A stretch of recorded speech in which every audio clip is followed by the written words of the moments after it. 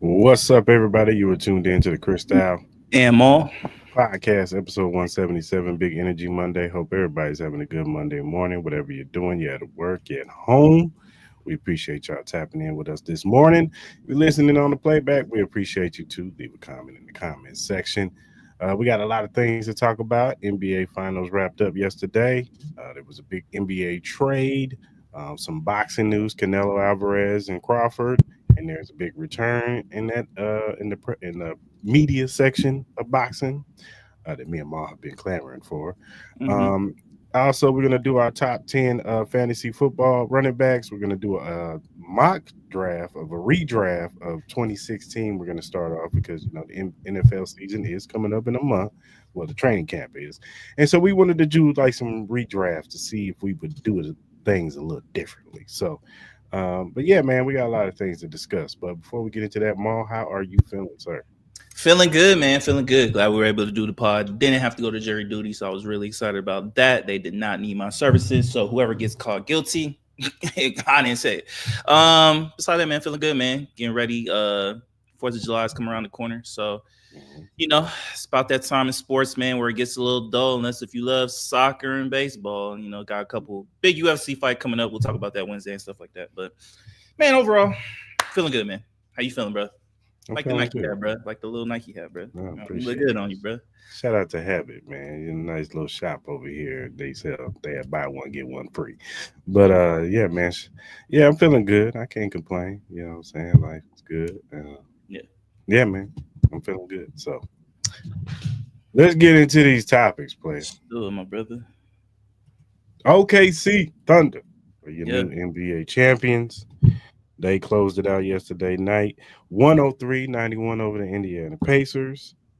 Now we all know about the injury to Tyler Halliburton. He tore his Achilles. Shams just announced it this morning, or just now, should I say, that he tore his Achilles. But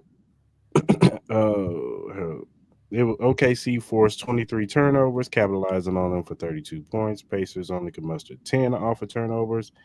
A dynamic lineup adjustment from the coach.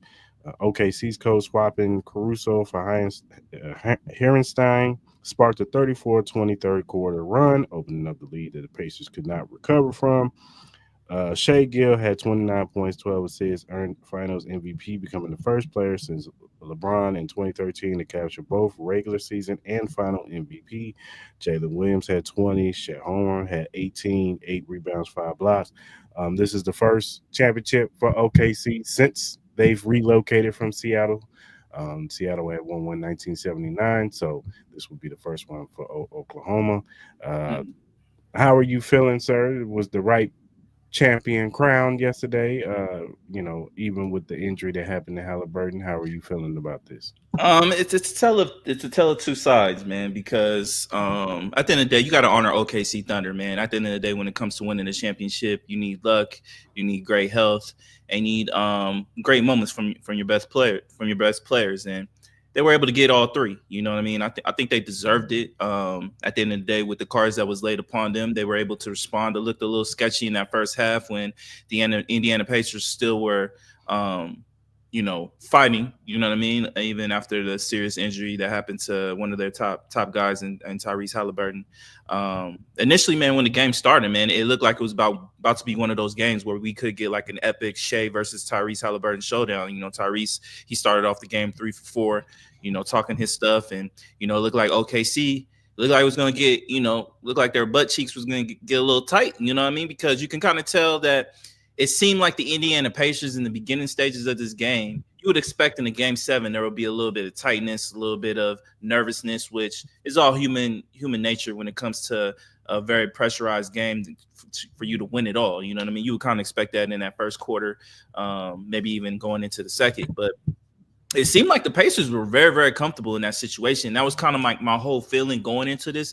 Everybody has noticed that my change in tone in this series has been evolutionized, as these games have gone. I went into this series thinking that the OKC Thunder should win this in no more than 5. Then as these games kind of kept going on, my disdain level for this Thunder team and how they were playing and then the young and dumb mistakes that we're doing, and then just kind of like it didn't seem like they didn't have that fire. It didn't seem like they had that guy that can just be like, yo, wake up. Y'all realize this is the NBA Finals. Like, and I get it. Like, that's the whole persona of this team, is that they're a very laid back, in the moment type of crew. But there are certain points and certain times in this series where I think they could have used the guy kind of like a KG or a Kobe Bryant that could be like, yo, y'all need to wake up. Y'all realize what we're playing for. And y'all can't take every game for granted, because I'm gonna be honest with you, game 6, I feel like they took it for granted. I think they went into that game and they were just kind of like, we're gonna see what happens, and we're gonna let the chips fall where they may, because we got a game 7 at home. But when you really looked at the series, you could tell the Indiana Pacers really had no fear playing in OKC. Like, OKC has been known to have this strong home court advantage, but the Indiana Pacers, when you look at these games, a lot of these games, the Indiana Pacers were the better team. They were the more hungry team. They were fighting harder than the Indiana Pacers and stuff like that. Not just with the motion, but just with the aggression of them trying to fight for the ball, them playing on defense. And don't get me wrong, the OKC Thunder, when their defense is locked in, they're locked in. But it was something about just not seeing that fire. But overall, I'm not going to disrespect the Thunder for what happened there. They're honorable champions. You know what I mean? Like, we're going to respect that. But the other side of the story is that it fucking blows, man. It really took a lot of air out of that game when Tyrese Halliburton went down, and it really sucks, man, because y'all hear me. I've talked my shit about this Indiana Pacers team. This Indiana Pacers team has garnered my fucking respect. Tyrese Halliburton, he's gonna be looked at no matter what happens for the rest of his career. A lot of people are gonna put a lot more respect on his name. I guarantee you will not see Tyrese Halliburton on the most overrated list ever again. Like, people, like, these players aren't going to disrespect him like that, because I think he's shown a lot of these players. I think he's shown a lot of people outside of Indiana that he's a legit star that could have potentially, if he were able to finish that game, could have been a superstar the way he started playing, because it looked like he was about to go in there and take OKC and Shea's heart right out their chest in that first half, because boy was cooking. So it would have been a very interesting game. I really believe if Tyrese Halliburton was healthy, I think the Indiana Pacers win that championship. I would stand by that. But we're gonna honor OKC. We got to shout out TJ McConnell. He was one key player that kept him in that game, especially in that third quarter. Pascal Siakam trying to be the leader and keep this team up. It's very disappointing to see Obi Toppin and some of them. Benedict Mathurin, he played really good, especially in that fourth quarter, trying to keep him in there. It was kind of disappointing with Miles Turner and Obi Toppin that they weren't able to play to their standards that we've seen them accustomed to playing, especially throughout these playoffs. But you got to tip your cap off to the Indiana Pacers. This was a hell of a series. This was definitely one of the better series. It definitely ended on a very, very sour note, especially with the injury. But at the end of the day, congrats to the OKC Thunder. Congrats to Oklahoma City. Well deserved, man. They were the better team all year, especially in the regular season. I don't care what anybody says, especially with these playoffs. I know a lot of people have been kind of talking about the luck factor and all that. You can look at very different aspects in many sports where there is a certain amount of luck, whether it's a ball bouncing your way or a key injury that is very unfortunate for another team that just opens up the door for you to win that championship. So, as I said, you got to tip your cap off for both teams, but congratulations to OKC Thunder. Yeah, for sure, man. We all said this season that we looked at them as possibly the best team in the league this year, and we wouldn't be surprised if they had won the championship this year. And I agree with you. I do feel like OKC did play with their food a little bit. No disrespect to the Pacers, but there were some games where they looked like they were just too dominant for the Pacers, and then there were some games where they just looked like they just weren't there. It was just like whatever. If it happens, it happens. If it don't, it don't. And the Pacers did what they supposed to do. They took full advantage of that lackadaisical spirit that the Thunder sometimes show. And it brought us to a game 7. And, a lot of people were happy for that because they wanted a game 7. You don't want a sweep or, a short, finals game, you know what I'm saying? So it gave us 7 games out of it. And, I'm sure NBA fans are appreciative of that. But shout out to the Pacers, and I agree with you. It sucks what happened to Halliburton. Him tearing his Achilles, especially in a game 7 setting, and he was playing good. He was 3 for 4 from 3-point land. So he was balling out. It wasn't like he was bad or anything. They were right there. Like I think it was what 48 to 49 or something like that to 49 to 48 or something like that at halftime. So they were right there in the game, and then this happens in the first quarter, and it's just like damn, you know what I'm saying? So. But shout out to OKC, shout out to Shea Gill. He, like I said, he was the first MVP since LeBron James in 2013 to have that league MVP and finals MVP. So shout out to him and shout out to Oklahoma for getting the championship.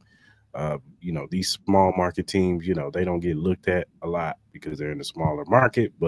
And this team is young. You know what I'm saying? They have a bright future. This isn't the end of OKC either. So, they could very well be right back here, and we could be looking at a dynasty if they, if this can spark something into them and understand that, hey, this is something that we got, you know what I'm saying? And they can add to this team. That's what's crazy because they got all them first round picks and stuff. So don't be surprised if they, trade somebody and add a bigger piece to solidify them to get another championship. So shout out to OKC. I'll say this. I know there's going to be a lot of different outlooks coming, especially going into next year. Especially, you obviously got to look at, we'll start with the Indiana Pacers and the situation with Tyrese and this injury. There's definitely, the East is going to be very, very open next year. You know what I mean? Like you got to look at the situation where you're not going to have Tatum all next year. You're not going to have Dame all next year. And now you're not about to have Tyrese all next year. So we already have been having these conversations on how weak the East has been compared to the West, even though like the Indiana Pacers definitely represent the Eastern Conference very, very well. But you got to look at these teams, man. Like you got to look at this trade that Orlando Magic did with Desmond Bane. You got to kind of look at it and be like, all right, man, you know what? Maybe that trade makes a little bit more sense because, you look, I'm pretty sure the Orlando Magic didn't expect Tyrese Halliburton to tear his Achilles, but you got to look at this situation. It's like Orlando, if they can stay healthy, they're going to be one of the favorites. I agree. The Knicks, they have no excuses. Like this team should probably be up there. Look, I'm telling y'all, if the Philadelphia 76ers can find the fucking magician that can keep Joel Embiid healthy, I'm going to be honest with you. If Joel Embiid can stay healthy, this Philadelphia 76ers team is probably the most scariest team in the East. Like, let's call it spade. You're about to get McCain back. You still got Tyrese Maxey, Paul George. You still got depth on that team. If Joel Embiid, every time he's healthy, this man is a walking 30-10. He's a walking 30-10. Now, I get it, people. I know everybody's probably rolling their eyes with this Philadelphia 76ers shit, but the reality is the reality. Like this Eastern Conference is wide open. I'm going to be very curious to see what these teams like the Detroit Pistons. What about the Hawks? Obviously, do the Knicks add any additions or do any trades like that? Like you got Miami Heat, like, you know what I mean? Like the East is wide open. Like you still can't even sleep on the Celtics. I know a lot of people have been kind of like expecting them to have like this terrible year. We still don't know what direction they're going to go in because they can look at it and be like, yo, we potentially, if we just eat up this, it's a lot of money they got to eat up, but let's just be like, yo, maybe if we eat this, 200 million, tax hit that we got to hit or whatever the number is, we could still be one of the favorites to go in the East because of just how wide open this is. And I think that's probably why I don't think we're going to get a Giannis trade this summer because I think even the Bucks are kind of like, we got Giannis Antetokounmpo. He's a top 3 player in this league, maybe even top 2, maybe even some conversations number 1. We can still potentially have a great chance of winning an NBA championship. So you got to look at that side. I think the East is going to be very, very interesting. I think that's something we got to look at, especially draft coming up on Wednesday, which we'll talk about. We'll recap, I think, the first round and all that. I think it's on Wednesday or Thursday, but we'll either preview it or recap it. And then obviously free agency, which starts here very, very soon. So I think we got to look into what kind of moves that a lot of these teams make on the Eastern side. Now you look at the West, which we're going to talk about the KD trade here in a little bit. That's another situation you got to look at. I know a lot of people are expecting this OKC Thunder to be very, very scary and potentially be a dynasty team. Look, Shea's my favorite player. This team is very depth, but they did show a lot of youth in this year's playoffs. And to a certain degree, they kind of got off the hook with some of these injuries and on how certain ways of these playoffs played out. I said I'm not degrading their championship. They're champions. There is nothing we can say that can lower that. They are champions and it's well deserved. But you got to look at this West. The Lakers are going to get better. They're going to get a big man. You still got the Clippers. You still got now you got the Rockets. We got to see the development of the San Antonio Spurs. You know what I mean? We got to see the situation on what Phoenix is going to do. Like, I think they got too many guards in that situation. We'll talk about that in a little bit. But there's a lot of teams that can – Minnesota and all that. Like, the West is going to be very, very interesting. I think next year's going to be pretty wild. I really think so because you're going to have two different aspects on both sides of the Western Conference and the Eastern Conference that's going to play out. And they're going to be kind of like movie stories, man. It's going to be really interesting to see how everything plays out. Like, this it's going to be pretty wild. Yeah, for sure. And good segue. Yesterday, Kevin Durant was officially traded to the Houston Rockets. Yeah. He was traded. The Suns got Jalen Green, Dylan Brooks, and the number 10 pick in the 2025 draft, and 5 second-round picks for Kevin Durant.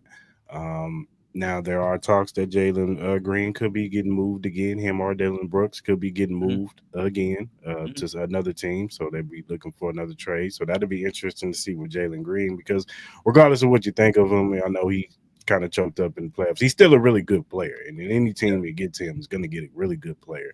Yeah. Dylan Brooks is a solid, you know what I'm saying? He's a good defender. He could block shots and all that good stuff. But how are you feeling about this trade? Does this instantly make Houston a top contender in the West?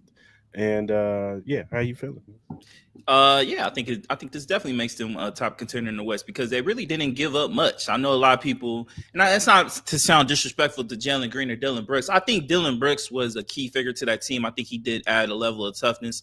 That's one thing I'm going to be very curious about, who's going to step up and take on that role of just being the enforcer on that team. I think every team needs an enforcer to a degree.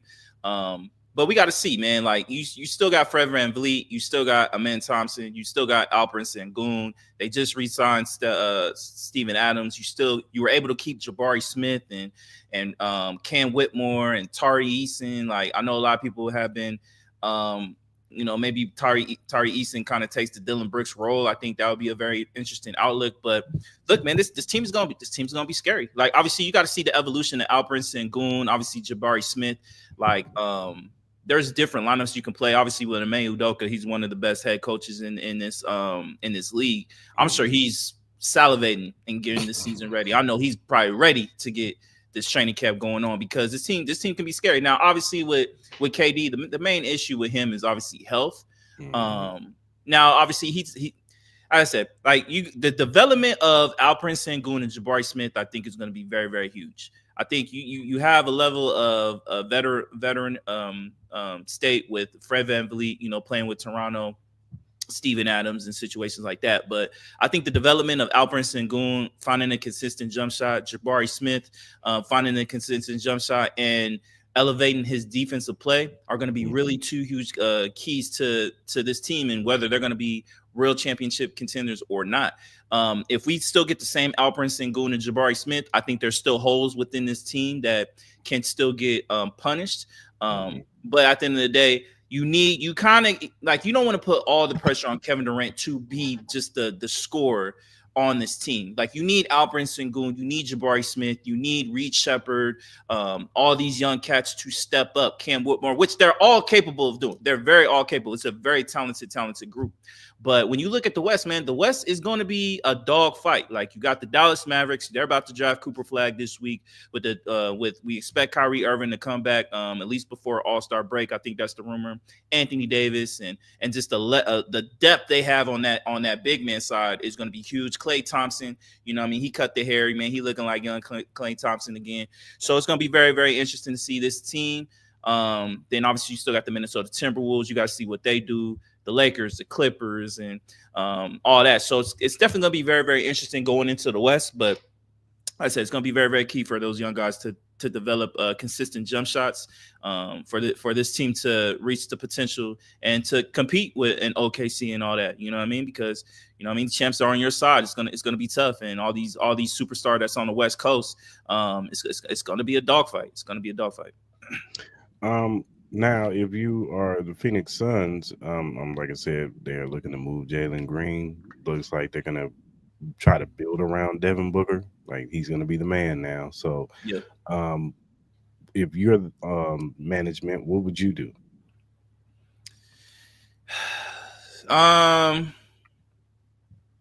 Right now, where they're constructed, they're a middle of the road pack team. Like they're not going to be that bad to have a top pick, but they're not going to be good enough to win anything and be relevant in anything. You know what I mean? They got 3 players that literally do the same thing. Like at this point, like this team is going to have to score at least 130 points for them to actually win a game because they can't defend nobody. If I'm Devin Booker, I get it. He loves being in Phoenix, but it gets to a point in time. It's like, what are you doing with your career, brother? Like, there is no avenue where I see this team becoming a competitive team. Like, the West is just too deep. You're just like, you need to, like, this is going to take years for you to actually be back on that top tier level of you competing with an OKC and all that. You're below teams like the Minnesota Timberwolves. You're below teams like the Lakers. You're below the Clippers. You're below the Dallas Mavericks. You're probably going to be below the San Antonio Spurs. We got to see about the New Orleans Pelicans and all that. Like they got talent on that team. It's just, you got a couple guys that got to get more mature and then obviously stay healthy in situations like that. But you got the Portland Trailblazers. Like they're gonna get a little bit better. The Golden State Warriors. Like, where does the Phoenix Suns fit in all that? You know what I'm saying? Like that's like I just don't know what direction you're going. Like this is a very small team. They don't really have. I don't know. Like I don't know what kind of assets you're gonna like. The only assets you're really gonna get is if you trade Devin Booker. Let's be honest. Like Jalen Green's stock, you saw it. You're only like you're not getting much for Jalen Green. You're not gonna get anything at all for Bradley Beal because number one, he has a no trade clause, and two, you're most likely probably gonna have to buy him out. So like you're gonna have to look at that situation. So what is it that you want, Devin Booker? Do you want to just be comfortable in Phoenix, make your money, and not compete and win a championship? Fine, cool, do that, but don't expect for you to want to be great and put yourself in a situation like that because it's getting more and more point where it's like, I don't think Devin Booker can be the number one guy on a championship team. I think he needs to be a number 2. We kind of saw that a little bit with the earlier days when they were winning. You had Chris Paul. You had a lot of depth around him that helped him. You know what I mean? Like he needs to be put in a great team. I don't think Devin Booker. And I love Devin Booker. He's a great player, but I don't think he's one of those guys that can elevate players to play better. I don't think he's that type of guy. I don't think he's that type of player. So he's a score first mentality type of guy, which he's one of the best scorers in all the league. But I just think the Phoenix Suns need to trade Devin Booker. That's the only way you're going to be able to rebuild this team, get assets for you to clear books, and maybe get some draft pieces. Be terrible because you got a lot of great young players coming up in these next couple drafts. So. This is the moment where you either want to be really great or bad. You don't want to be in the middle, unless if you already have that kind of Paolo Banchero, Cade Cunningham situation where you got that young great player that can become a superstar, but we just need to add more pieces. That's different. They don't really they have Devin Booker, but again, what is the sense of direction? You need another superstar to fit with that, but you're not going to be able to get it with the pieces that you have currently. Personally, I think that trade that the Orlando Magic did for Desmond Bain, they should have did that for Devin Booker. You could get more for Devin Booker. If you're going to get 4 first rounders plus a first round pick swap, imagine what you're going to get for Devin Booker. Devin Booker is light years better than Desmond Bain. It's not even a comparison. So if you're the Phoenix Suns, what are you doing with your organization? You're not winning with Devin Booker. You're not.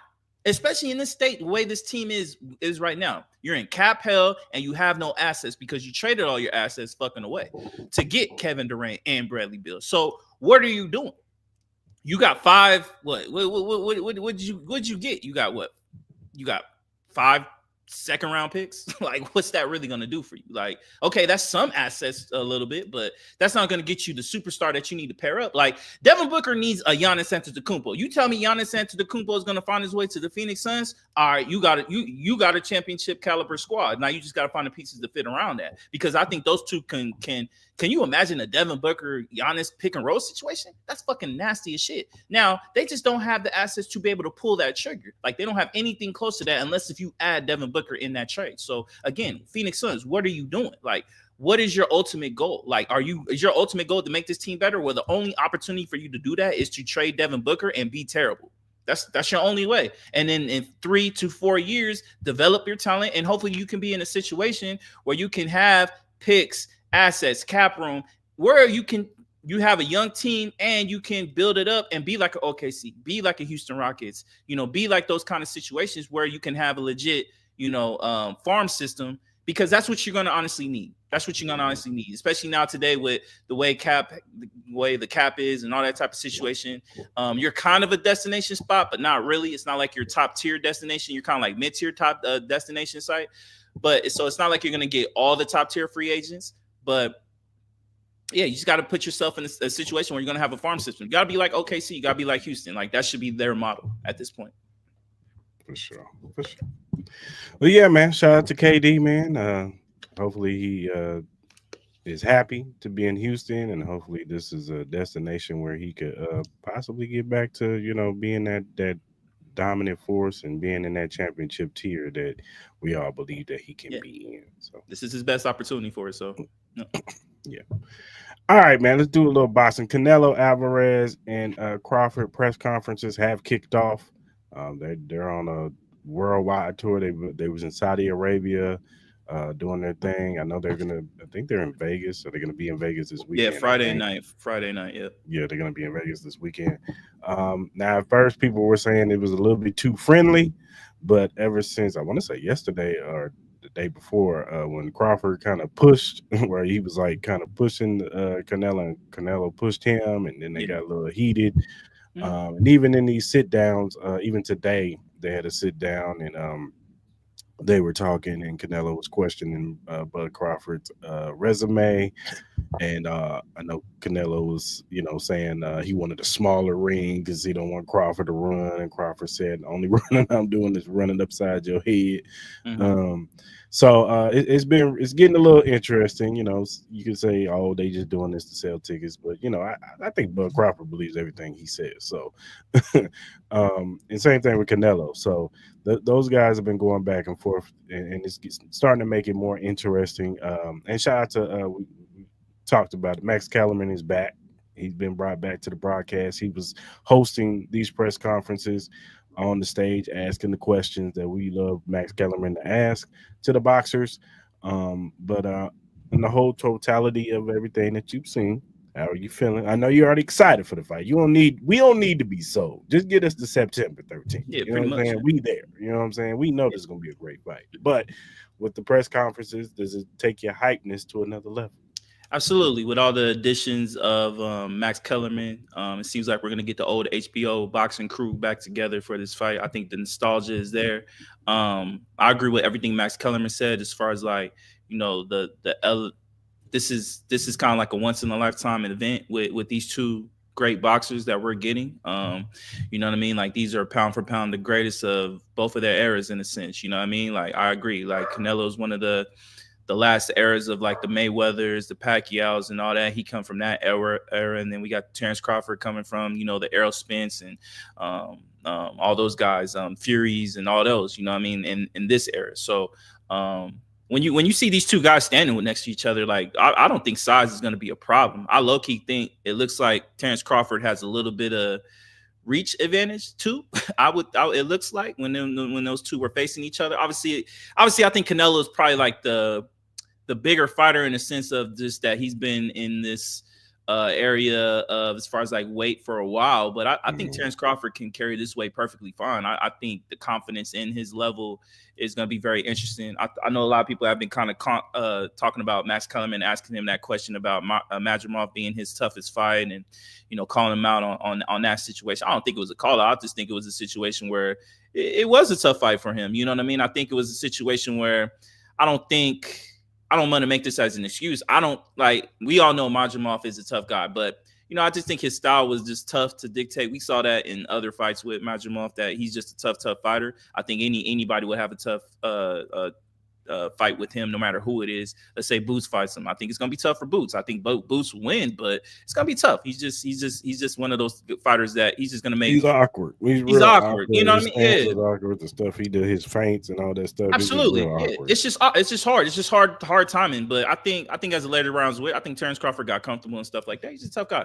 I also think that Canelo doesn't move his head a lot, so it's just going to be a stationary target for Crawford. I get it. I don't think this isn't the younger Canelo. We've seen Canelo get tagged a lot in a lot of these fights. You know what I mean?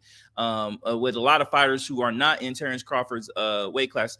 Not weight class, but just overall talent. But obviously, I think the main story with this fight going into is just how is Terrence Crawford going to respond to any kind of Canelo punch. I think that's going to be the main thing. If he can respond well to those fights, I think it could be an easy fight for him. Me personally, if he can respond well to it, but that's just going to be the main key for it. But overall, I'm super excited. I'm glad Max Kellerman is back, and I can't wait for September. And then I think Dana White pretty much confirmed that we're going to get this fight during the day, and then they're going to have UFC fight at night, because he kind of clearly mentioned that you're going to be able to watch both of these fights. So it's going to be a little weird in that aspect. Think it'll be a package deal. Yeah, they're definitely going to do a package deal as far as a pay-per-view. I definitely see that. Well, not obviously because it's on Netflix, so I don't know. That's so right. Unless it's on Netflix, so probably not. But unless maybe they made a deal with Netflix to show UFC Noche on Netflix or something like that. Maybe they did something like that. I doubt it, but maybe that might be a situation they might do. But overall, it's gonna be weird. I think that'll be the weird thing. Is just that I'm curious to see what time is the walkout for this fight. Is this gonna be like a 12 in the afternoon, or is this gonna be like a 3:30 in the afternoon, or is this gonna be because I'm not sure when they want this walkout to be. Do they want this walkout to be done before UFC prelims start, or do they want this to be done before the actual UFC main card wants to get this started? So it's gonna be interesting. It's gonna be interesting. We attended the press conference and the advisors crazy. They felt like dudes wanted to fight in the crowd. Okay, for sure. Oh yeah, this is definitely going to be the race baiting boxing match for sure. You're definitely getting that for sure. Mexicans and black people are going to be fighting at each other. At least Canelo fighters. I know there's some Mexican boxing fans that aren't Canelo fans, but either way, this is definitely going to be the race baiting boxing fight. Honestly, this is what gets it to be. Those style fights and those type of fights are what makes it more grander than what it is, man. It's just it helps it a lot. It does. But I wonder what time the presser is. If the presser's late, maybe I'll try to go to that. It'll be cool to go to. You talking about on Friday? Yeah, I gotta see what time that shit is. I know it's at night. I know they keep saying it's at night. Oh, it's at night. Maybe. But yeah, I'm excited too, man. These pressers, now that they have kicked things up a little notch, because I did think it was a little bit too much respect between the two. It was. Yeah. They got to sell the fight regardless, no matter. We all know they respect, but they still got to sell the fight. I agree, but you know what I'm saying? I was just waiting for somebody to kick it up a notch, because I know Bud only talks trash if you talk trash. He's one of those guys.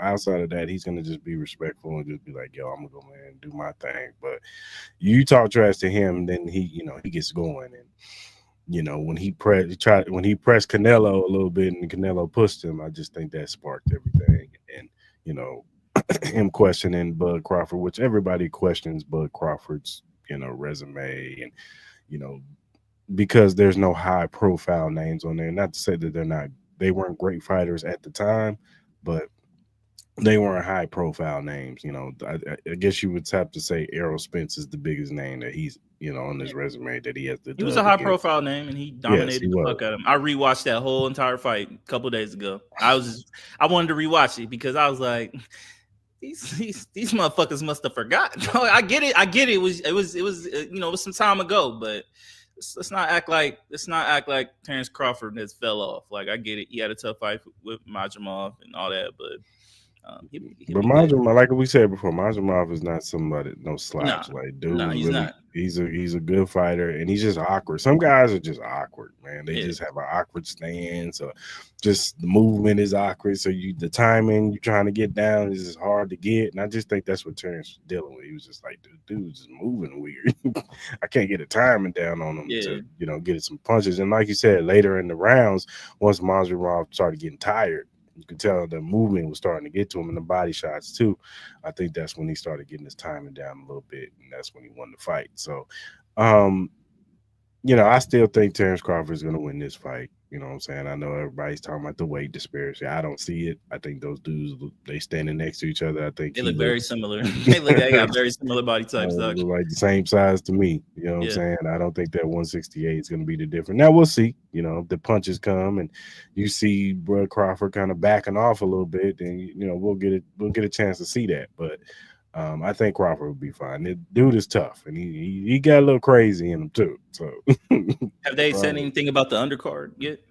no, not yet. I'm sure they'll start building that undercard once we get closer to the fight. Once they really start going into their training camps and we get uh the the little documentary stuff that we get before they go to the fight. 24/7 with Crawford, Crawford and Canelo or whatever, how Hmm. they word it or whatever. So it should be good.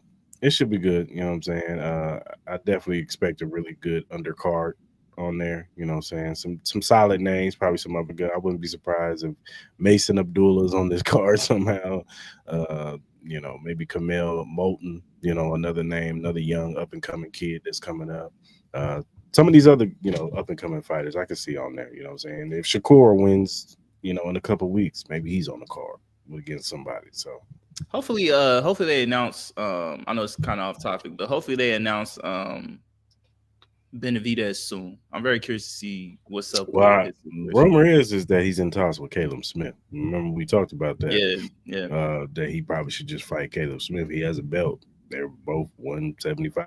Why not fight him? Go ahead. yeah. You know what I'm That saying? makes sense. Yeah. Maybe that'll get, Bibble after he fights Benavidez again for the third time. Maybe, after that later this year or early next year, you and Bibble can get it going. You know what I'm Hmm. saying? So, Yeah, makes sense.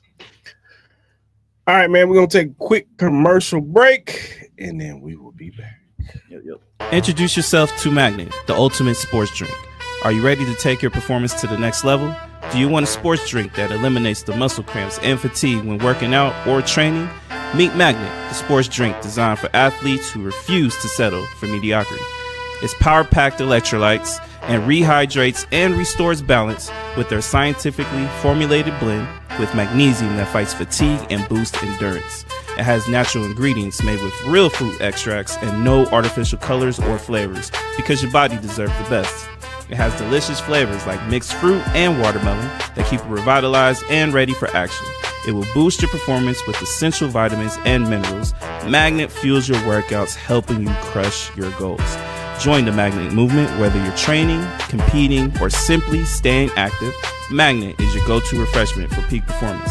You can order it now on our direct link at drinkmagnet.com. Also, use promo code Cris Mal to get $5 off your purchase. So don't wait. Again, that promo code is Cris Mal to get $5 off your purchase. Get Magnet, push your limits, fuel your passion. Shout out to Madness Sports Drink. All right, man. Let's talk about the ACC Conference College Football preview. Mhm. Now, looking at this conference, the consensus, if you look at the betting odds and all that stuff, the consensus top two teams in this conference is Miami and Clemson. Probably Clemson being the number one team. They're returning. They got Cade Kublik coming back with a returning, cast of players. Going in. They also added a defensive coordinator, Tom Allen, who's supposed to, have a better, scheme for the defense.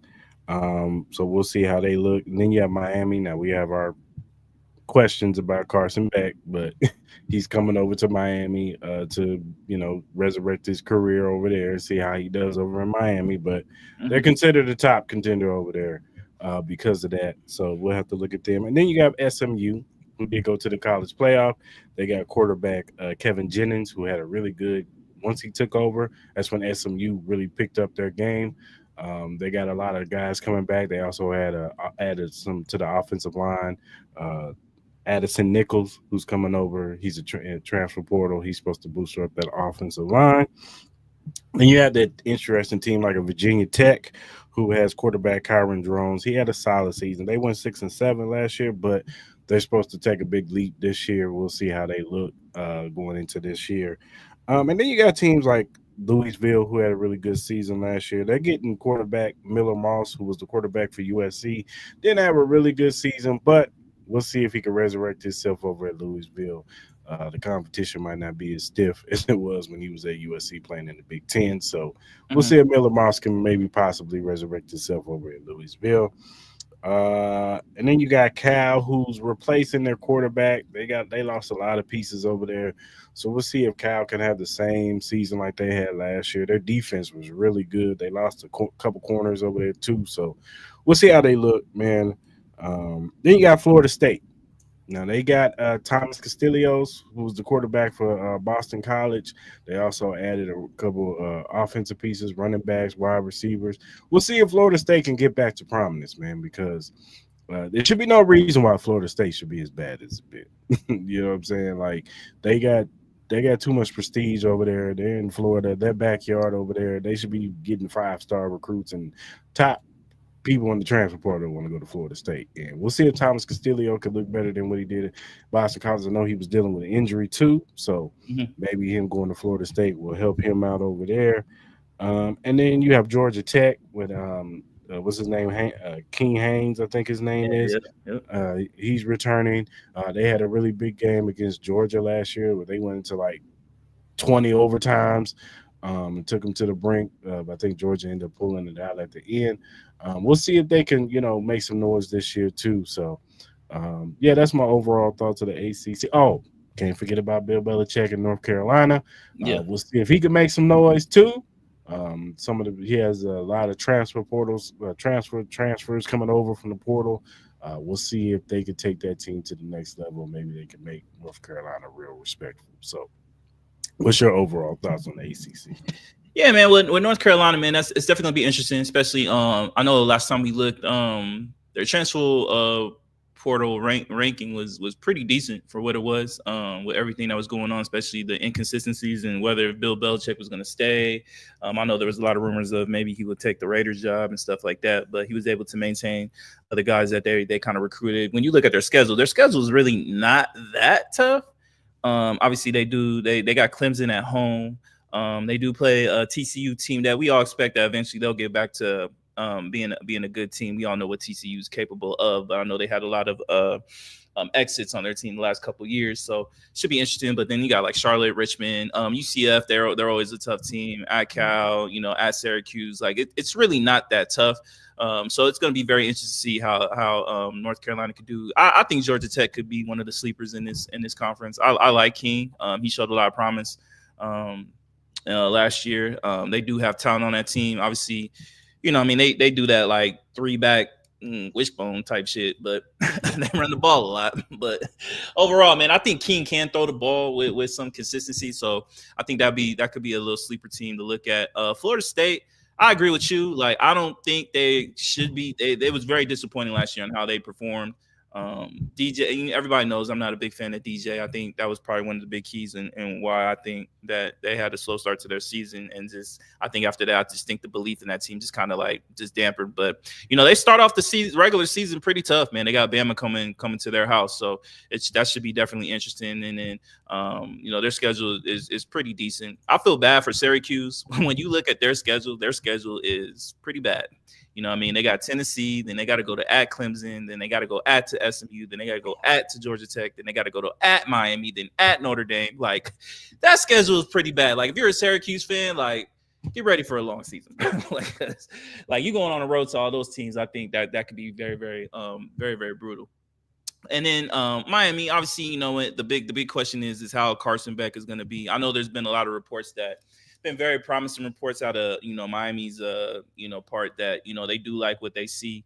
They say it seems like he's very motivated. I know we have a lot of questions with Carson Beck.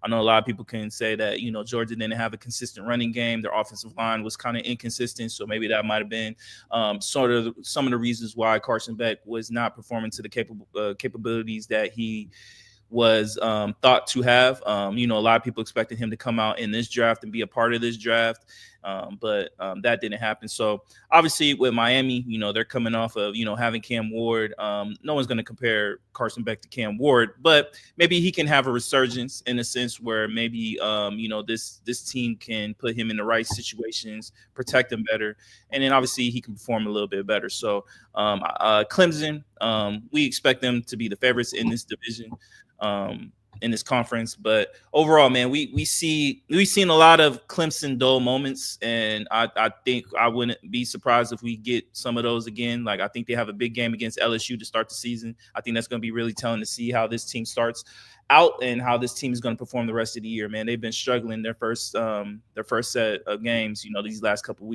years. So that should be definitely interesting. But overall, I think the ACC is going to be a watch this year. Obviously, all eyes are going to probably be on Bill Belichick and this North Carolina team to see how they perform. So it should be really good. And I'm excited. I can't wait. Everything starts in August. Yeah, Cade Kublik has the most. Him and Carson Beck probably have the most to gain this season. Yep, they have really good seasons. Their draft stock is going to go up high. They could be first round picks, or they could drop to third, if they, third or fourth round if they have bad seasons. So, or if they get their jobs taken away from them. So I think they have the most to gain for having good play this year. We'll see how.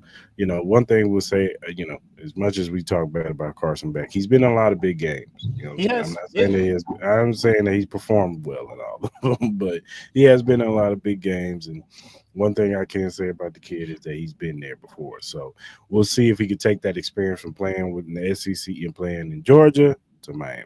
You know what I'm saying? Where people will say it's a lesser competition. You know what I'm saying? So. Yeah, we'll I also think that Georgia Tech, Colorado is going to be their week one game. They go to Colorado. That could be one of the more funner games to watch that weekend for sure, because it's going to be very interesting. The hype that Georgia Tech is probably coming in with the season. I know a lot of people have been kind of saying this could be the sleeper team coming out of this conference to maybe potentially win the conference championship. And then obviously we got to see what Colorado has. I know we're going to talk about Colorado and all that, but it's going to be interesting. It's going to be interesting. Yeah, for sure. All right, man, let's do our BetUs Short-Five picks. All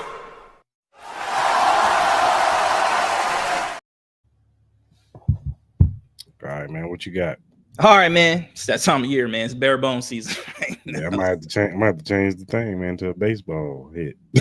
Yeah, it's getting bare bones, man. So I got a quick three for tonight. I got Inter Miami. They play Palmeiras tonight. I got them plus a half a point over them. So it's pretty much a money line situation. So I'll take them. I got the Mets plus 1.5 over the Braves. I think the Mets have been playing pretty good, especially this past weekend. I'll take them, and then I'll take the Diamondbacks minus 1.5 over the White Sox. So I'm gonna take the Mets over the Braves. Also, I'm gonna take the Padres over the Nats, and I'm gonna take the Yankees over the Reds. Yeah, man, it's rough out here, people. But if you look at the screen, you'll see the QR code for the BetUs website. Go ahead and scan that. Put your information. First-time users only. Put your information in. Promo code JOIN125, get 125% signing bonus plus 20% gamblers insurance. That means 3 risk-free bets on your first 3 deposits on $100 up to $5,000. So on your first 3 deposits, if you bet $100 and you lose, you keep your money. So you can win some money, or you can keep your money over at BetUs. So go ahead, sign up, and tell them Cris Mal sent y'all. And that does it for our BetUs Short-Five picks. Yep.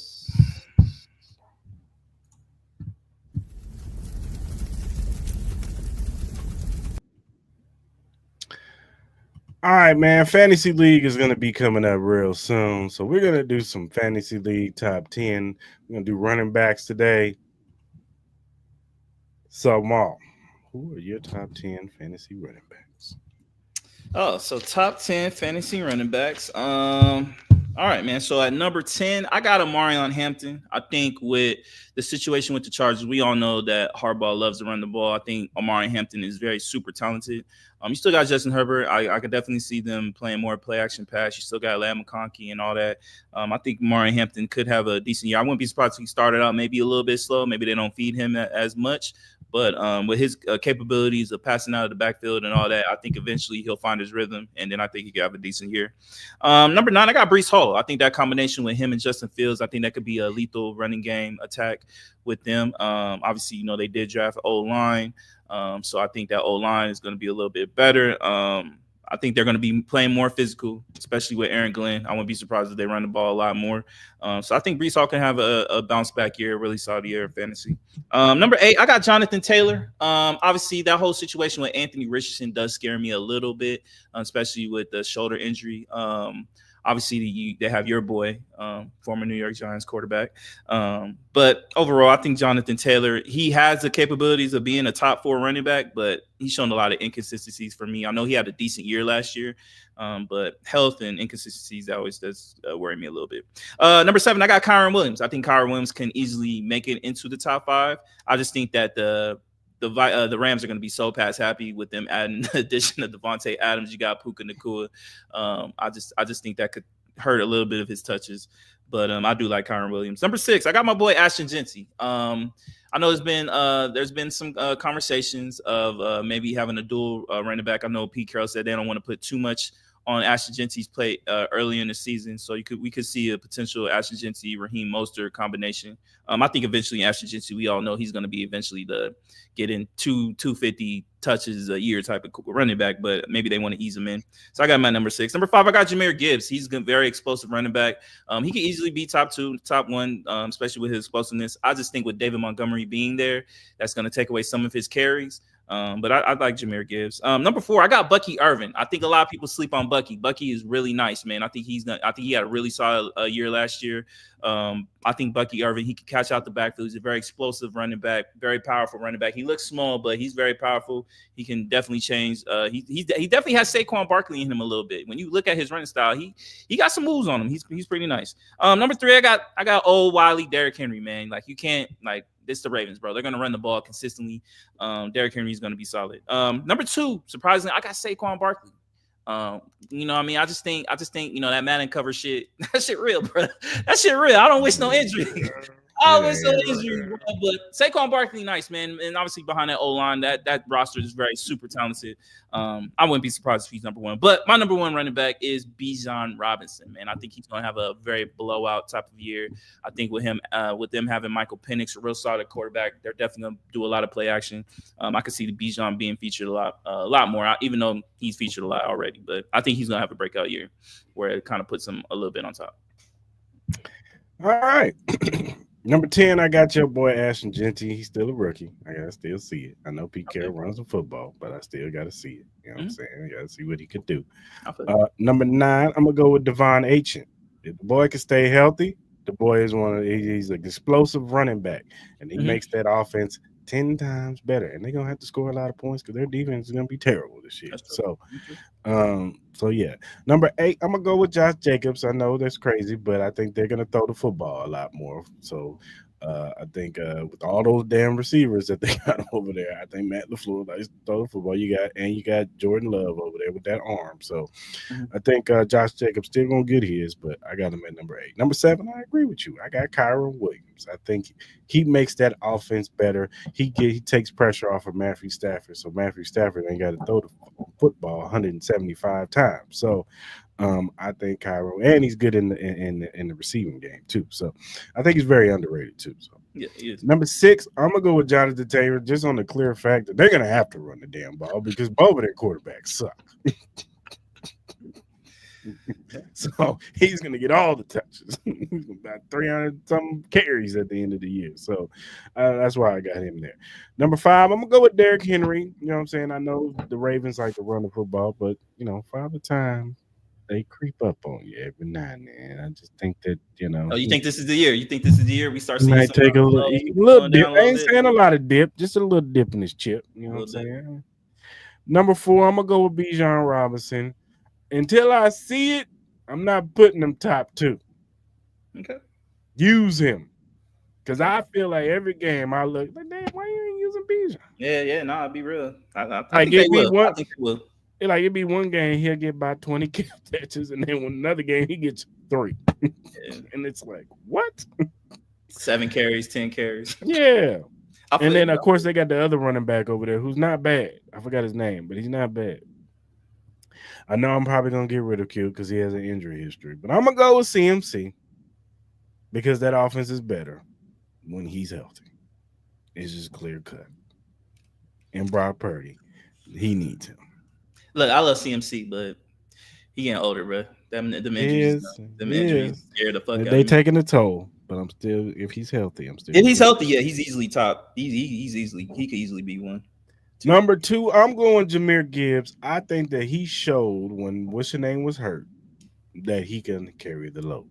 And so I think that's going to lessen the carries of Montgomery, and they're going to only use them in short yardage and goal line situations. And I think Jahmyr Gibbs is going to get more of the touches. So I think he's going to have a breakout year this year, and I think Jahmyr Gibbs is going to be the number 2 fantasy. You want to bet that? You want to bet that? You want to bet that? All right. Yes. Bet a burger or whatever. Yeah, you bet a burger. And number 1, I got to go with Saquon, man. He's the best. You know what I'm saying? And I don't believe in that Madden cover stuff. I think Saquon's going to have another great year. I don't think he's going to have 2,000 yards, but I think he's going to have a good 1,700 because that offense goes off of him. Jalen Hurts is better when he has a great running game. So, yeah, we'll definitely revisit these at the end of the year for sure. I'm very curious to see how these lay out. All right, man. Let's do our NFL mock redraft 2016. Now, like I said in the beginning of the show, y'all, we're going to be doing, we're going to go back in time. We're going to step into a time machine, and we're going to do a mock redraft of drafts and see if we would do some things differently. You know what I'm saying? The smoke is clear for some of these players that got drafted. Some of them probably shouldn't have been picked where they got picked. You know what I'm saying? So we're going to do our own little mock drafts. We're going to start with 2016. We were going to do 2015, but the mock similarity doesn't go back to 2015. All the other ones, they don't go back at all. So, yeah. Let's do it. All right, man. Let's go ahead. So the Rams, Eagles, Chargers, the Dallas, Jacksonville, Baltimore, San Francisco all had the first few picks. So we're going to go ahead and kick this thing off. Hopefully this thing don't be tripping either.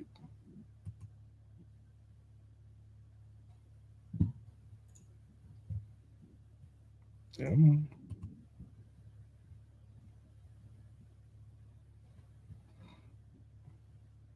All right, they already coming in with the trade offers. No, we ain't gonna do no trades. All right, man. So the Rams in this draft, they picked Jared Goff. Yeah. Would you go a different direction? I think the only other direction would probably be Dak Prescott. That would be probably the only other person I think that would probably compete with that. It just depends on who you like more, either Dak Prescott or Jared Goff. I think that would be the question. Would there be a scenario where you would pick Jalen Ramsey? Or maybe even a Nah, because we all know at this point in time the Rams needed a quarterback. They really needed a quarterback. I think Sean McVay would have liked Dak Prescott. He ended up trading Jared Goff. I personally think it would be Dak Prescott, especially with his ability to run. Him and the Sean McVay scheme like that, I think that would have been really promising.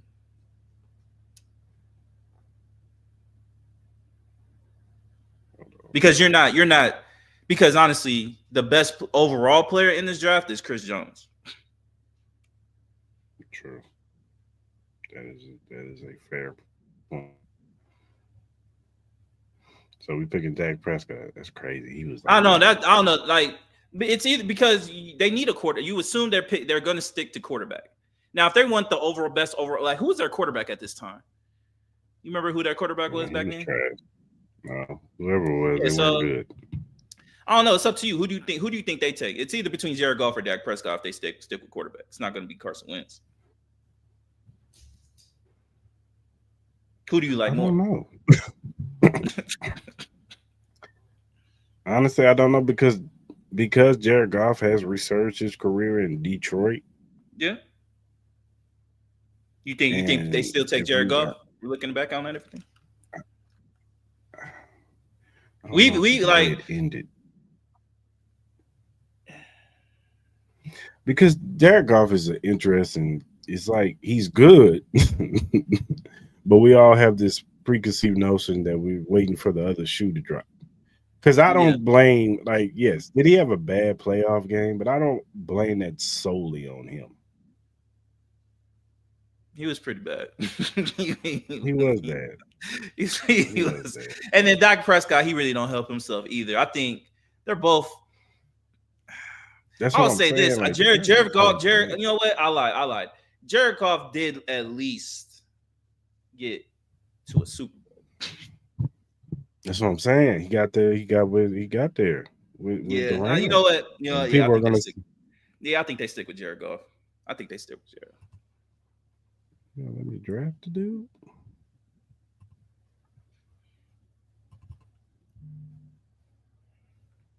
Okay, this is weird. Oh, that's why.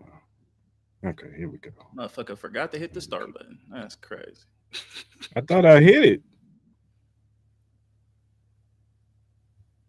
All right, here we go. So we're going Jared Goff, number one. So Philly, they took Carson Wentz, and we all see that Carson Wentz isn't that good. Yeah. And they needed a quarterback. I think they still they take that. They still have Foles. Yeah. I think they have Foles. So you think they take Dak? I think they take Dak. Dak is Jalen Hurts. Dak is Jalen Hurts, bro. That's so the tush push would have been with Dak Prescott. Yeah, they're pretty much the same quarterback too. Dak might throw the ball better. All right, so the Chargers are here. Who does the Chargers take? Jalen Ramsey.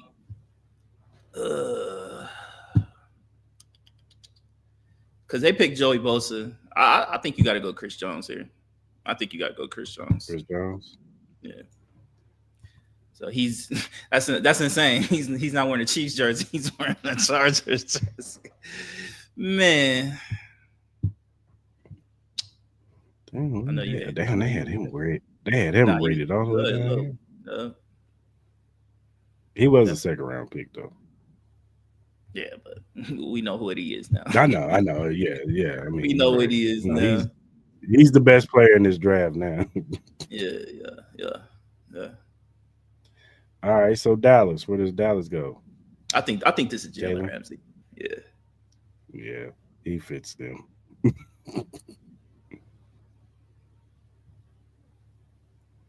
I can see Jerry Jones right now. Mm-hmm. We picked Jalen Ramsey because we really liked it. Come on, man. It's that thing that was tripping on us last time. Oh, yeah.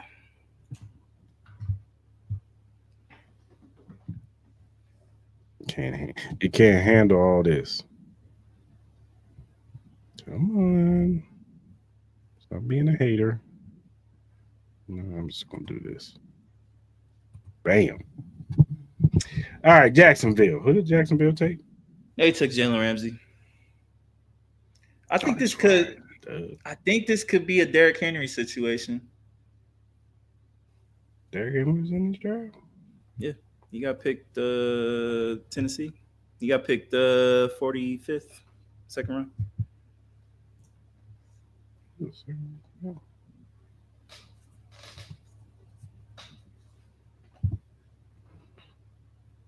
Oh, no, Ezekiel Elliott was in this draft. Mm-hmm. All right, D. Henry. Who's the running back? Baltimore. Baltimore. Who did I Baltimore don't pick? know. They picked Ronnie Stanley. He's a good left tackle. His problem is health. He can't stay healthy. Yeah. Trying to see.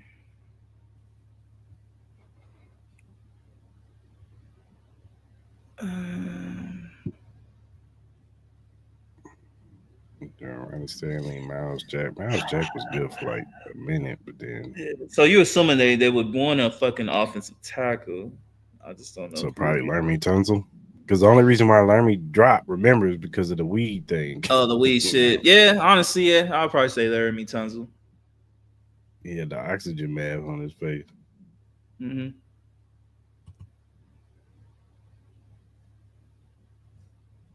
Nowadays, that would be like whatever. Yeah.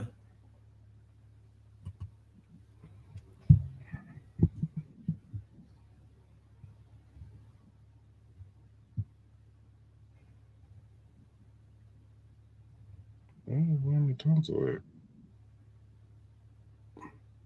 Yeah, I picked 13.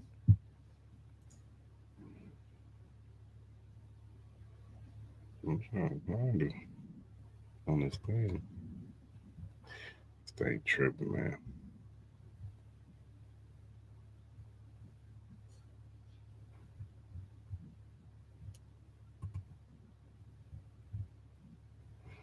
I really hate this thing. It's just moving, though.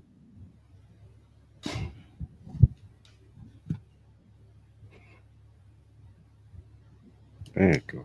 Yeesh. All right. So Laramie Tunsil is a Baltimore Ravens. San Francisco 49ers. They took the Forrest Buckner.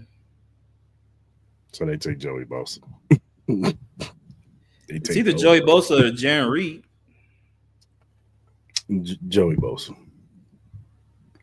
Jaron Reed is solid, but he didn't end up being the player that everybody thought he was going to be.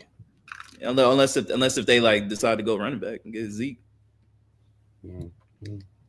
It's an argument. I just don't remember what they needed at the time. Cleveland Browns. What did they trade up or something?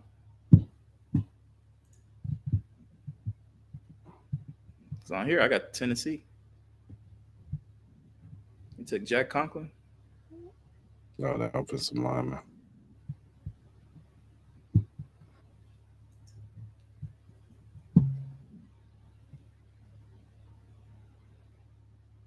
Maybe they had to pick and trade it out. Maybe. Because if that's the case, they got Corey Coleman, the wide receiver, at 15. Oh yeah, Corey Coleman.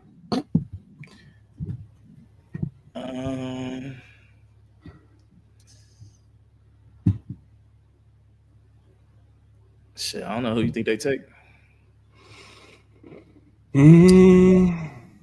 Xavier Howard's still available. Michael Thomas is still available. Kevin Barrett is still available. We might just play it safe and give him Ronnie Stanley.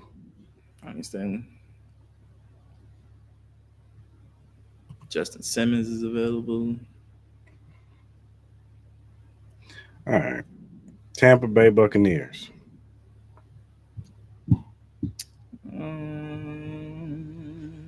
They end up trading out.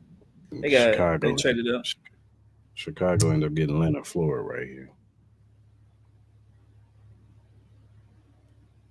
This is a horrible draft.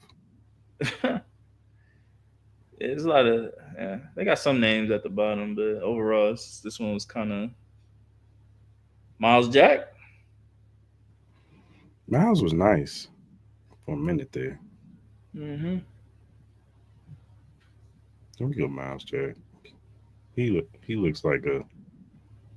See, he's messing up. Oh shit.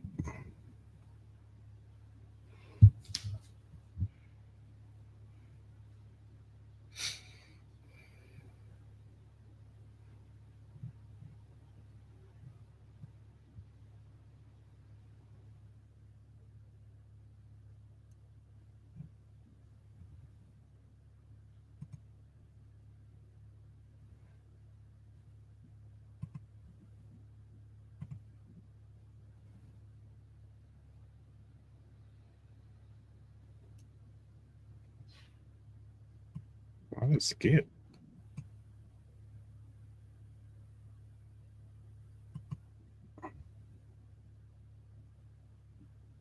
Okay, here we go. All right, New York Giants. They took Eli, your boy Eli Apple here. He trash. Mr. Get Cooked. You got Sheldon Rankins, Jack Conklin, Xavier Howard. Who's the wide receivers? You got Michael No, Thomas no. still available. He's probably the best one I've seen. Who's the quarterback? Who's the quarterback? Was it Ted in 2015? No, I think it might have still been Eli. I think it was still Eli. Let's pick Michael Thomas right here. Oh, your boy Joe Thuney was in this draft. I didn't know that. Mm-hmm. All right, Chicago Bears.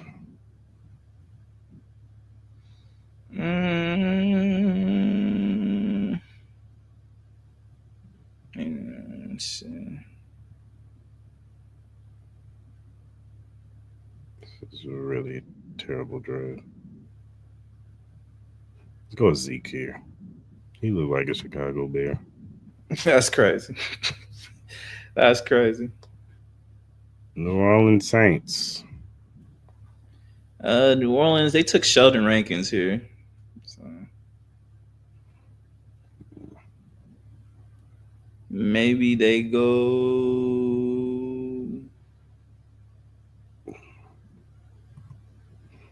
Edge players. Look at the edge.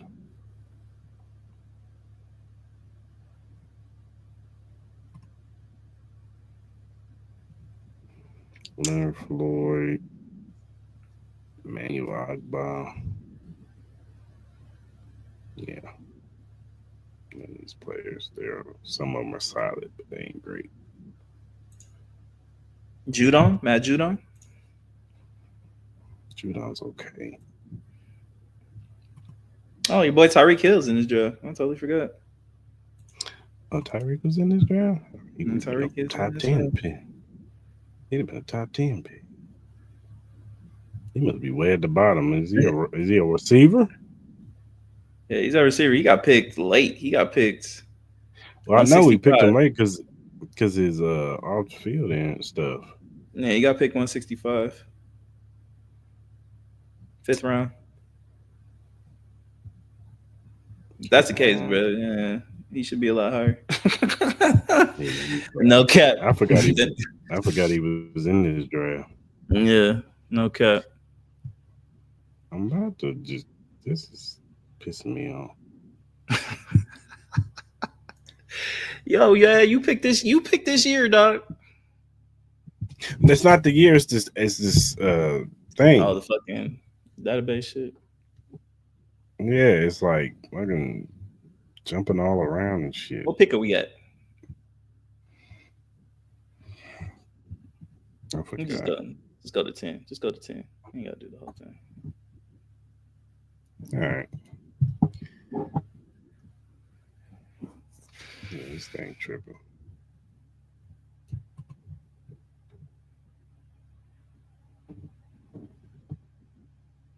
Sorry, y'all, but the thing was tripping, pissing me off. Moving all slow. We ain't got time for all that. We'll try to do the next one a little bit better, y'all, because this one was trash. All right, man. You got anything else?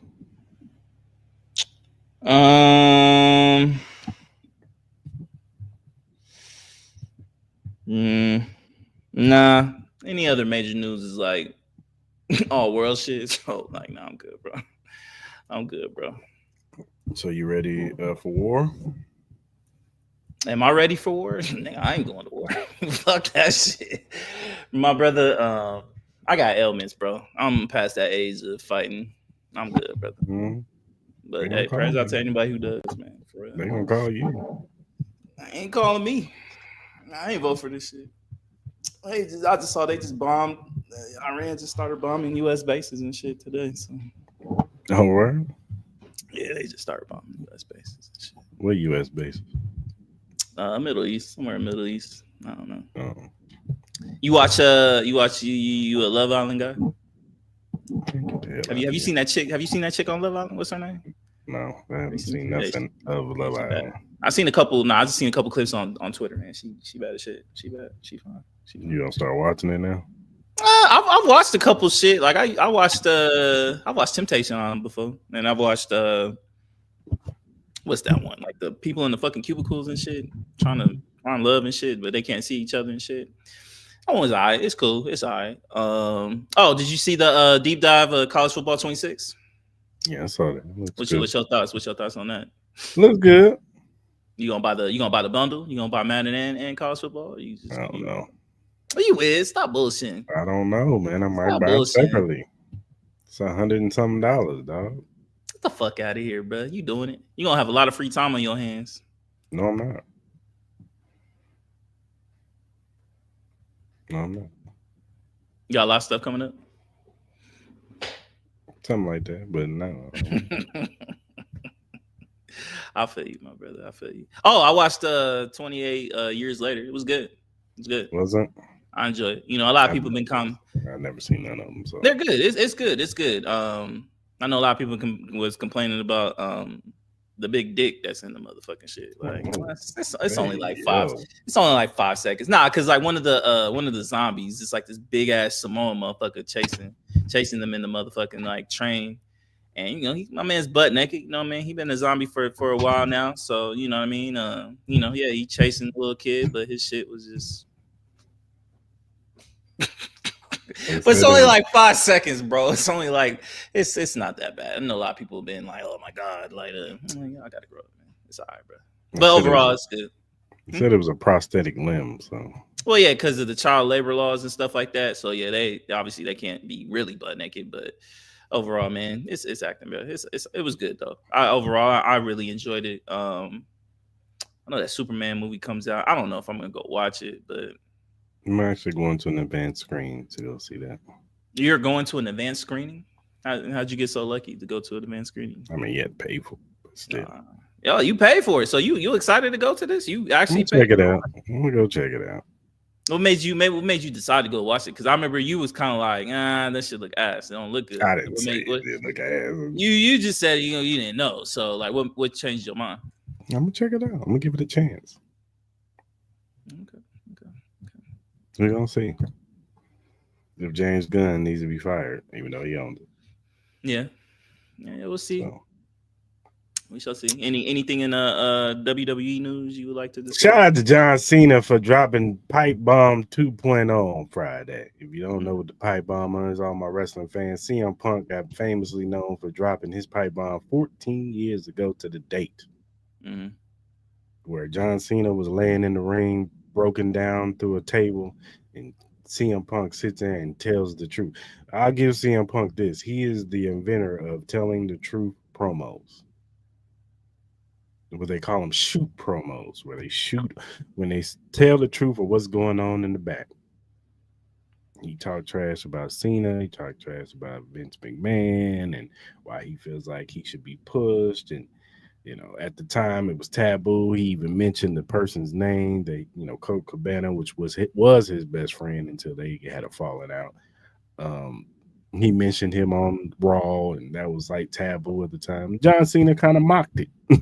He kind of said it verbatim, and he mentioned some names that are not on WWE no more, and pretty much told CM Punk, kind of broke CM Punk down too, say you're not the voice of the voiceless, you're a freaking millionaire. Said that you're not Punk, you're a capitalist. And you're not against TKO, you're Mr. TKO. And just pretty much told him, I'm jealous of you that you've conned these people to like you, to think you're the best in the world, And just pretty much, tapped into saying CM Punk is a hypocrite, which he is. He is a big hypocrite. because he always talk trash about Saudi Arabia. And guess what he's doing? He's wrestling next weekend in Saudi Arabia. Are they even able to still do that with everything going on? Yeah, They're still gonna go. yeah. All right. He said, "All right, yeah, they're going to Saudi." Good luck with that. Have fun with that. Money in the or not money in the night of champions. We got CM Punk versus John Cena is the main event.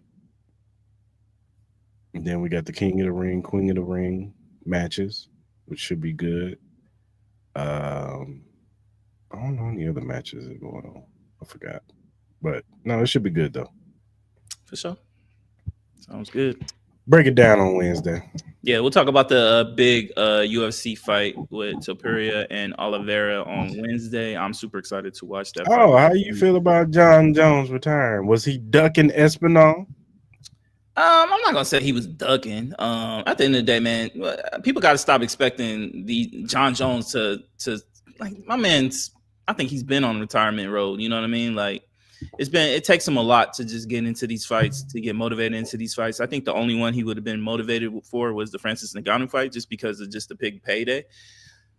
Overall, like I think John Jones versus Tom Aspinall would have been a great fight, a great anticipated fight. But at the end of the day, I think it's about time. Give up the belt, give it to Tom Aspinall. Let's start getting this heavyweight division rolling, because we got to stop just waiting on John Jones, respectfully. Like, you know what I mean? Like, you got to get this heavyweight division going. Like, you know what I mean? It's kind of been at a stalemate. So I wish him all the best. He's the greatest of all time. You know what I mean? And, all these people, they're going to talk shit because they all wanted him to fight Aspinall. At the end of the day, he's fought the best of the best, man. You look at his track record, his track record is nothing to be complained about. So, and he's beat them all. So congrats to him, man. Congrats to him. I'm excited for the fight this weekend. So for sure. All right, man. Let's do our flowers of the week. Who do you have?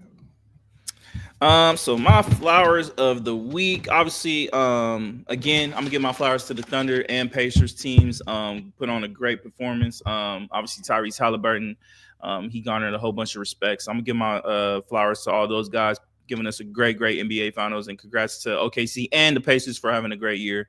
And then also I want to give some flowers to Kwame Onwuachi. I'm sorry if I mispronounced your last name, but he is a chef. He will be the first chef to be the first Black-owned restaurant on the Strip, starting late 2025 at the Sahara Casino. So I want to say congratulations to him. I definitely want to check it out. It should look fire. It's a Caribbean steakhouse, so I'm definitely gonna go check that out. Support the brother, man. Anybody when this opens up, I'm not sure for the exact date. I just know it's gonna be late 2025. I came across this yesterday, so congrats to him. I definitely will be supporting, man. Look forward to trying out some Caribbean food, man. So shout out to him. For sure. My flowers goes to Stephanie Smith. This is Stephen A's daughter. She was on all weekend and she stole the show. And anything she was in, interviews, where she was on the little commentary booth with all of them, on Stephen A's show, like she stole the show. And I wouldn't mind seeing her on more publications. Hopefully she ends up getting a job on ESPN or whatever. Maybe she gets a show on his network. But shout out to her, man, because she is a superstar in the waiting. Whatever she does, sports commentating, entertainment commentating, like the girl's a star. So, and she's definitely Stephen A's daughter. So, and I don't know what it is. His family, they need to get something with him and the nephew and her together, and just them talking trash about Stephen A. Because that'd be funny. So, shout out to her. And on a kind of somber but good note, yesterday was a big battle rap event. All my battle rap fans out there, is called Night of the Main Events. It's been going on for 15 years now. They had their big event last night, and one of the battles was T-Rex versus Geechee Gotti. And during the battle, T-Rex ended up having a seizure. He ended up passing out. Their medical staffs had to, get to him, and they stabilized him, and he's in good spirits. So I just want to give my flowers to T-Rex. He is a battle rap legend. He's been in the game since Smack DVDs. If you don't know about Smack DVDs, then hey, man, you're probably not that old. So But Smack was a big thing back in the day, and he's been battle rapping for a long time. Him and Murder Mook are cousins. So I'm just glad that he's doing all right, man. And anybody showing that video of him having a seizure, we don't need to see that, bro. Like, you don't need to show that on the internet. But I know how y'all work. But I'm just glad he's in good spirits, man. So I want to give him his flowers.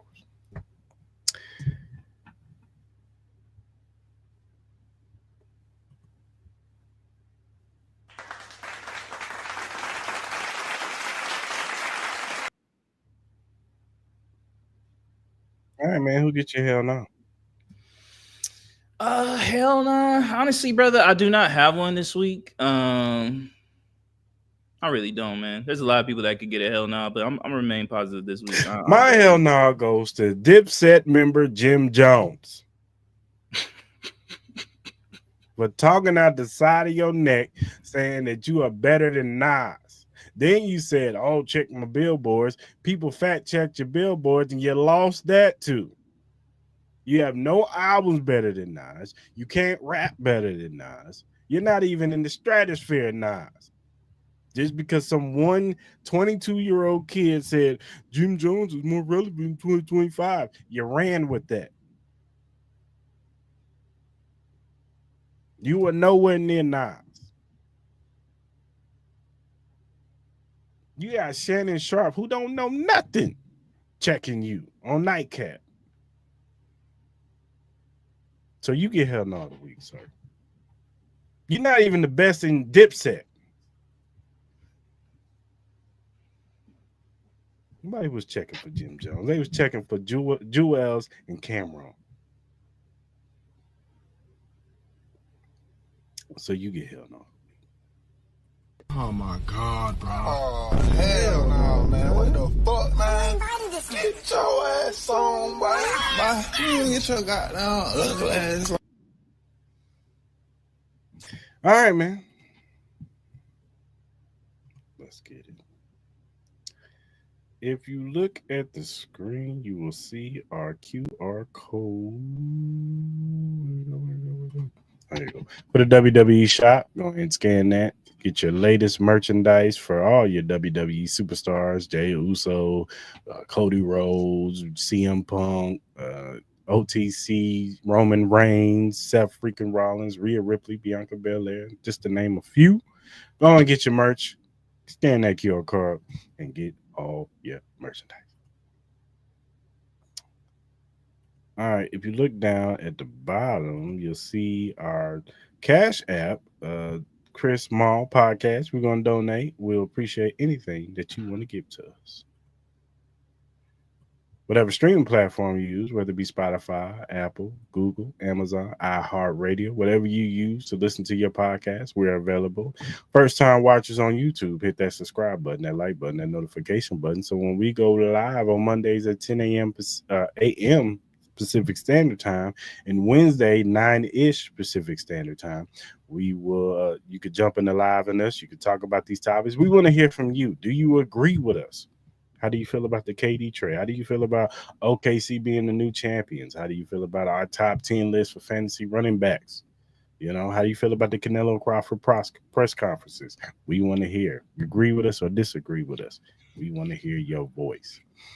Also, whatever social media platform you use, whether it be X, Instagram, Facebook, TikTok, Threads, Twitch, whatever you use to do your social media on, follow us at Cristal and Mall. On YouTube is Cristal and Mall Podcast. But you can follow us. We'll follow you back. We're just some regular guys who like to talk sports, music, movies, and all kinds of various other things. So go ahead and follow us. We'll give you a follow back. Also, if you have critiques, you have feedback, or if you have a question or topic, and we like said question or topic, we will bring it up on the show. We'll shout you out on the show because we want to show love to those who show love to us. So go ahead and hit us up via DM, email, or our mentions. All right, good people. Hope you guys have a good rest of your next 2 days. We will be back Wednesday night with some more hot topics for Takeover Wednesday. And until then, we are out. Have a good day, y'all.